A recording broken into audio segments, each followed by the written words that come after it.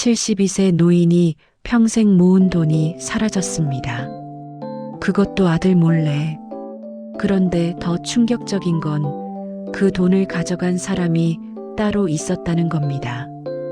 오늘 이 이야기 끝까지 보시면 반드시 주변에 전하고 싶어지실 겁니다. 경기도 외곽의 작은 마을. 72세 박씨 노인은 평생을 허리 한번 제대로 못 펴고 살아왔습니다. 새벽 4시에 일어나 밭을 갈고 공사판을 전전하며 손이 굳도록 일했습니다.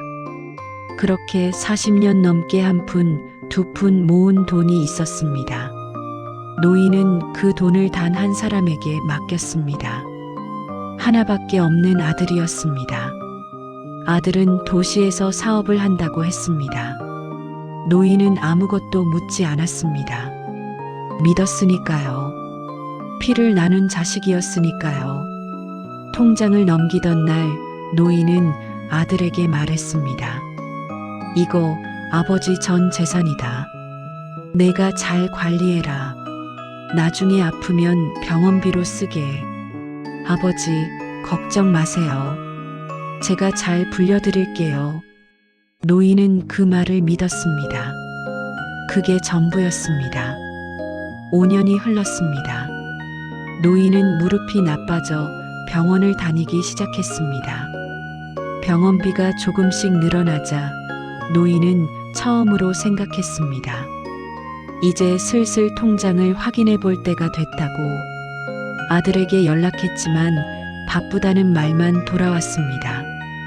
노인은 혼자 은행을 찾아갔습니다. 창구에 앉아 통장을 내밀며 말했습니다. 잔액이 얼마나 되는지 좀 봐주소. 은행원은 조회를 시작했습니다. 그런데 화면을 보던 은행원의 표정이 굳었습니다. 어르신, 잠깐만요. 잔액은 0원이었습니다. 노인은 처음엔 기계가 잘못됐나 싶었습니다. 아, 다시 한번 봐줘요. 뭔가 잘못된 것 같은데. 어르신, 잔액이 맞습니다. 3년 전에 전액 이체가 됐습니다. 노인의 머릿속이 하얗게 됐습니다. 손이 떨렸습니다. 그게 무슨 말이오? 우리 아들이 인출했소? 아들 이름으로 됐소? 은행원은 잠시 망설였습니다. 그리고 조심스럽게 입을 열었습니다. 어르신, 아드님 이름이 아닙니다. 다른 분 계좌로 이체가 됐습니다. 여성분 이름인데요. 노인은 그 이름을 듣는 순간 심장이 멎는 것 같았습니다. 낯선 이름이 아니었습니다. 3년 전에 아들과 이혼한 전 며느리의 이름이었습니다. 노인은 한동안 창구 앞에서 움직이지 못했습니다. 은행원이 물을 가져왔습니다. 노인은 그 물 한 잔을 받아들고 한참을 앉아 있었습니다. 머릿속에서 지난 5년이 스쳐 지나갔습니다.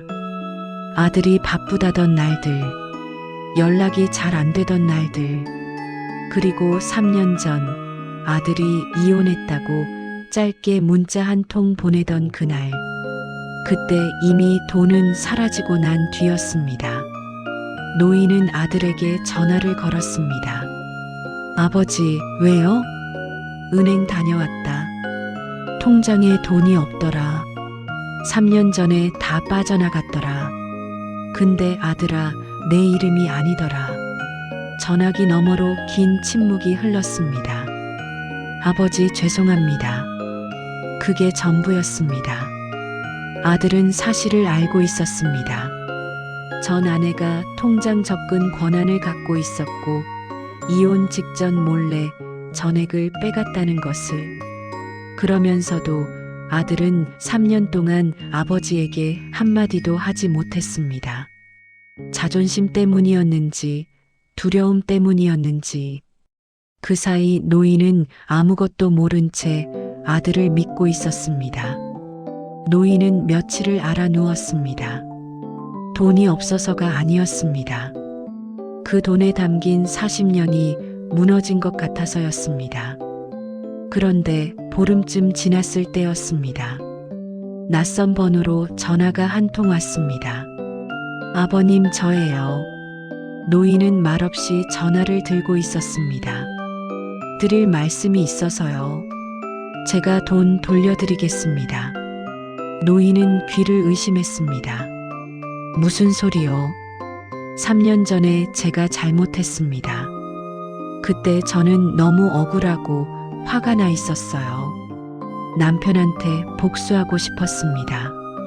그런데 그게 아버님 돈인 줄은 몰랐습니다. 나중에 알았을 때 너무 늦었다고 생각했어요. 근데 아버님이 은행에 가셨다는 얘기를 듣고 더 이상 이러면 안 되겠다 싶었습니다. 전 며느리는 3년 동안 그 돈을 손대지 않았습니다.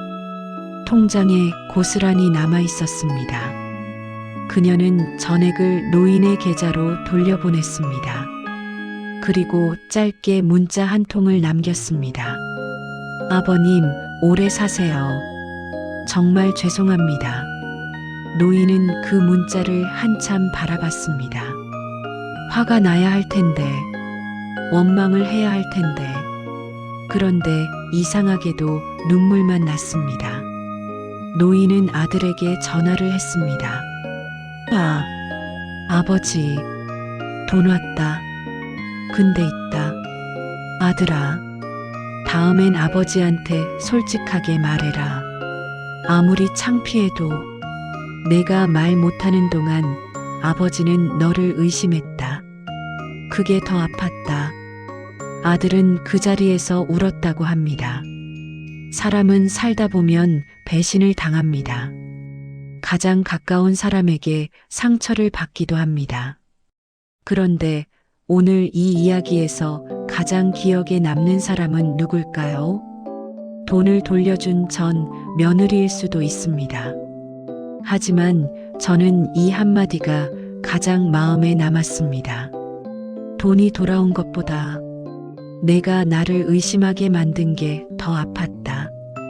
부모에게는 재산보다 자식에 대한 믿음이 더 소중합니다. 오늘 이 이야기가 마음에 닿으셨다면 곁에 계신 소중한 분들께 꼭 한번 전해주세요. 구독하시면 더욱 감동적인 스토리로 돌아오겠습니다. 감사합니다.